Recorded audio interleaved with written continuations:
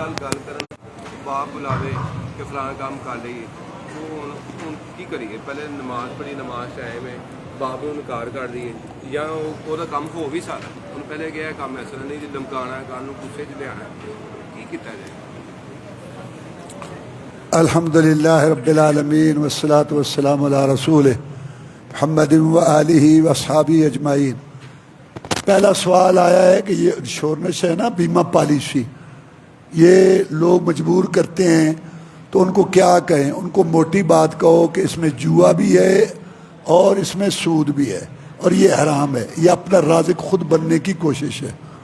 اور دوسرا سوال یہ ہے کہ نماز کا ٹائم ہے، جماعت کھڑی ہے، والد صاحب بلاتے ہیں تو پہلے نماز پڑھو، پھر والد صاحب کا کام کرو، اور انشاءاللہ وہ بھی مسلمان ہیں، لیکن ان کو اچھے انداز سے بتاؤ کہ بس میں نماز پڑھ کے آتا ہوں تو پھر میں آپ کے پاس ہوں، جو آپ کہیں گے وہی ہے۔ ہاں حافظ صاحب کدھر گئے؟ اور کوئی سوال آئے نا باہروں؟ اچھا، مجھے نا بہت لوگ ملتے ہیں، میں نے تو سمجھا تھا یہ سلسلہ ایسے ہی ہے، تو کہتے ہیں جی ہم سنتے ہیں اور ہمیں بہت اس کا فائدہ ہوتا ہے، اور بڑے لوگ کہتے ہیں، تو آپ ڈھیلے ہو رہے ہیں اب، تو بتاؤ سوال پھر۔ حج بدل کی نیت، حج بدل کی نیت، حج بدل، دیکھیں پہلی بات یہ ہے کہ حج بدل کیا ہے؟ ایک آدمی اس پر حج فرض ہے لیکن وہ نہیں جا سکتا، اپنی بیماری کی وجہ سے سفر نہیں کر سکتا یا کچھ اور کوئی مسئلہ ہے، تو وہ اس کو حج کرائے جس نے پہلے کیا ہوا ہے۔ اب جس نے پہلے کیا ہوا ہے وہ اس کی طرف سے حج کرے گا، اس کو حج بدل کہتے ہیں۔ وہ پورا جیسے حج ہے وہ اسی طرح ہے۔ شروع میں جب وہ لبیک کا فرض کرو، جو حج کروا رہا ہے اس کا نام ہے عبد الرحمن، تو وہ شروع میں کہے گا لبیک حجا عن عبد الرحمن، یا نہیں آتا تو اپنی زبان میں کہہ دے کہ میں یا اللہ لبیک حج کی کہہ رہا ہوں عبد الرحمن کی طرف سے۔ اس کے بعد سارا حج جیسے ہوتا ہے ایسے کرے گا، اس کو بھی ثواب مل جائے گا، اس کا فرض ادا ہو جائے گا اور اس کو بھی ثواب ملے گا انشاءاللہ۔ حج میں کن صورتوں میں دم پڑتا ہے؟ دیکھیں یہ جو دم ہے نا، کہتے ہیں خون کو قربانی ہے، تو حج میں جو فرائض ہیں ضروری ہیں، مثلا احرام باندھنا اور ان سارے مقامات پر جانا، خاص طور پر یوم عرفہ کا وقوف کرنا اور بیت اللہ کا جو طواف کرنا، یہ وہ فرائض ہیں جن کے بغیر حج نہیں ہوتا۔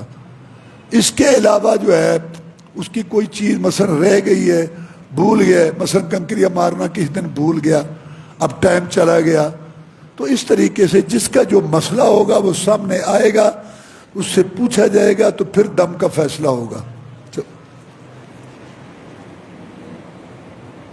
یہ بھی وضاحت کر دیں، اگر کرسی رکھ کر قیام کرنا ہے تو کیسے کریں؟ اگر صف کے برابر کھڑے ہوں تو کرسی پچھلی صف کو متاثر کرتی ہے، اور اگر کرسی صف کے برابر رکھیں تو آدمی خود صف سے آگے ہو جاتا ہے۔ تیسری صورت میں بعض لوگ سجدے کے وقت کرسی گھسیٹ کر آگے کرتے ہیں تو پچھلا نمازی انتظار کرتا رہتا ہے، اور بعض اوقات یا تو کرسی کے پیچھے خلا چھوڑ دیا جاتا ہے یا کرسی والا کرسی آگے گھسیٹنا بھول جاتا ہے۔ جزاک اللہ، رہنمائی فرمائیں۔ سب سے پہلی بات یہ ہے کہ نماز زمین پر پڑھو۔ یہ جو لوگوں میں تھوڑی سی بات ہو تو کرسی پکڑ لیتے ہیں، یہ روش غلط ہے۔ پہلے بھی لوگ بیمار ہوتے تھے، کوشش کرو، سب سے پہلی بات ہے کہ نماز زمین پر پڑھو، پہلی بات۔ اور دوسری بات ہے کہ زمین میں جیسے بیٹھ سکو، آلتی پالتی جس کو چوکڑی مارنا کہتے ہیں وہ مار لو، سجدہ رکوع نہیں ہو سکتا اشارہ کر لو، چلو جماعت میں تو چلو نہیں ہو سکتا ویسے لیٹ کے پڑھ لو، یعنی کوشش کرو کہ نماز زمین پر ہو، نمبر ایک۔ اس کے بعد کرسی استعمال کرو بوقت ضرورت، اور کرو بھی اس چیز کے لیے جس کے لیے ضرورت ہے۔ مثلا جیسے یہ پوچھا گیا، اگر ایک آدمی قیام کر سکتا ہے تو بیٹھنا نہیں چاہیے۔ اب رہا کرسی کا مسئلہ، تو کرسی وہ اپنے حساب سے تھوڑا سا آگے ہو جائے تو کوئی حرج نہیں، پچھلی صف کو تو خراب نہ کرے، اپنی کرسی پہ وہ بیٹھا ہے مثال کے طور پر، تو جب وہ کھڑا ہوگا تو کچھ دوسرے سے آگے ہوگا تو اللہ کو پتہ ہے، مجبور ہے تو قیام کھڑے ہو کے کرے، اور رکوع بھی اگر کر سکتے ہیں تو کرے۔ بعض لوگ ہوتے ہیں ان کو سجدہ نہیں ہو سکتا، وہ پھر بیٹھ جائے کرسی پہ، اور کرسی کے کئی کرسیوں ہیں نا آج کل، تو خیر اب نہیں ہے، شروع میں تھی، اب بھی کوئی چھجا بنا ہوتا ہے، وہ غلط ہے۔ کرسی کے آگے ایسی رکاوٹ جو بنا ہوتا ہے وہ نہیں ہونی چاہیے، آگے جائیں آپ، جھکیں جتنا جھک سکتے ہیں انشاءاللہ۔ چلو یوٹیوب میں کبوتر کے متعلق ایک ویڈیو میں نے دیکھی، اس میں کہا گیا کہ کبوتر ایک شیطانی جانور ہے، کیا قرآن و حدیث سے ایسا کوئی ہے؟ دیکھیں کبوتر شیطانی جانور نہیں ہے۔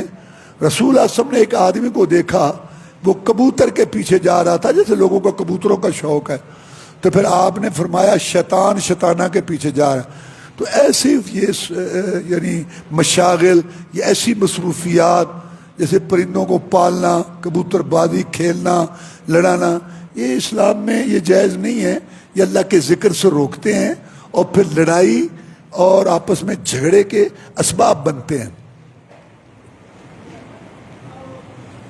وآخر دعوانا الحمدللہ رب العالمین۔